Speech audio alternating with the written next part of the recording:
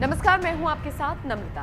मायावती इस वक्त लोकसभा चुनावों में बेहद व्यस्त हैं। मायावती बीजेपी को खुली चुनौती तो दे ही रही हैं, साथ ही साथ विपक्षियों को भी करारा जवाब दे रही हैं। मायावती ने साफ कहा कि वो अकेले अपने दम पर इन चुनावों में उतरेंगी, लेकिन ये राजनीति है, यहाँ पर कभी भी कुछ भी हो सकता है। ऐसे में दबी जुबानों में कहा जा रहा है कि मायावती आखिरी वक्त पर गठबंधन का साथ दे सकती हैं। खैर, आगे क्या होगा वो वक्त पर छोड़ देते हैं। सवाल ये उठता है कि मायावती का साथ कौन कौन देगा। बीएसपी फिलहाल इस पर फोकस कर रही है कि पहले अपना खोया हुआ कोर वोटर वापस लाया जाए। दूसरी सबसे बड़ी चुनौती है युवाओं को साथ लेकर आना। जी हां, खबर है कि बसपा इस पर भी ध्यान दे रही है कि युवाओं को अपने साथ लाया जाए। मायावती ने अपनी पार्टी के पदाधिकारियों को सख्त निर्देश दिए हैं कि वो युवाओं को भी पार्टी से जोड़ें।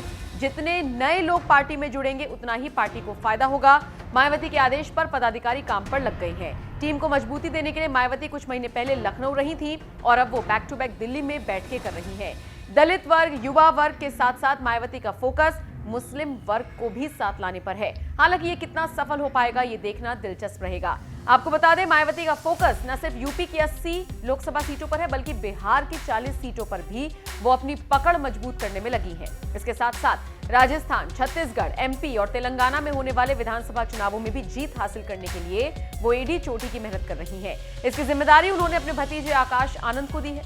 अब जाहिर है, जिस तरह से मायावती अपनी पार्टी को मजबूती से आगे बढ़ा रही है, ये चुनाव बेहद दिलचस्प होने वाले हैं। देखना वाकई में बहुत इंटरेस्टिंग रहने वाला है कि ये चुनाव मोदी बनाम महागठबंधन बनाम मायावती किस तरह से आगे बढ़ेंगे। आपको बता दें, कुछ वक्त पहले मायावती ने यूसीसी पर ऐसा बयान दिया था जिसने सभी को हैरान कर दिया था।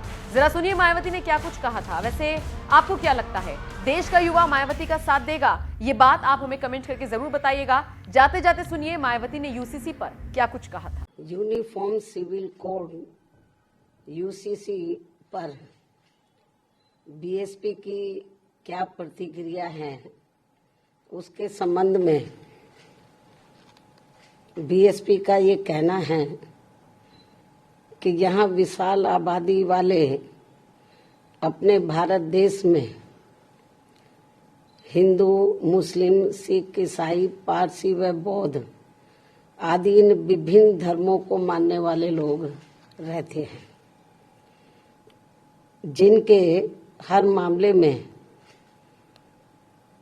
रहन सहन व जीवन शैली आदि के अपने अलग अलग से तौर तरीके, नियम एवं रस्म रिवाजें हैं, जिसे नजरअंदाज नहीं किया जा सकता है।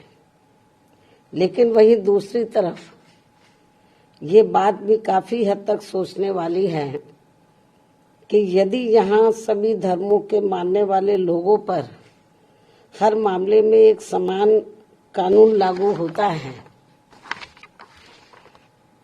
तो उससे देश कमजोर नहीं बल्कि मजबूती होगा।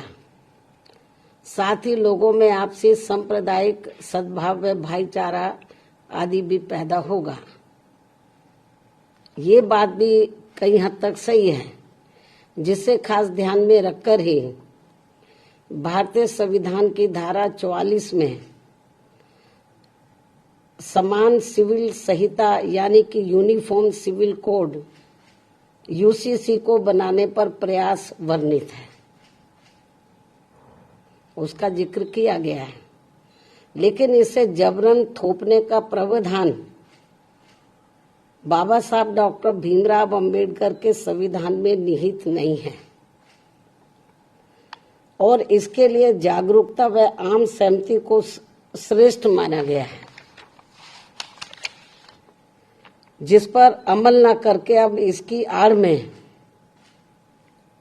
संकीर्ण स्वार्थ की राजनीति करना देश हित में सही नहीं है, जो इस समय की जा रही है। क्योंकि संविधान की धारा 44 में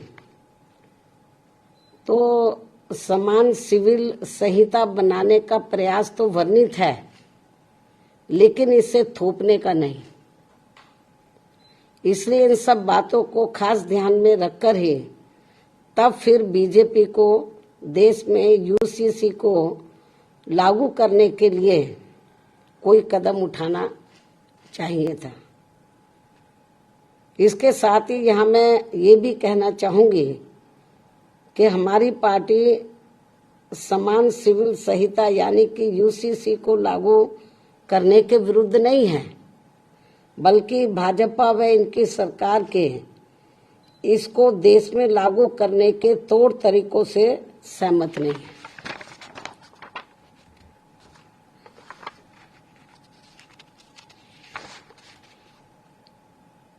जिसमें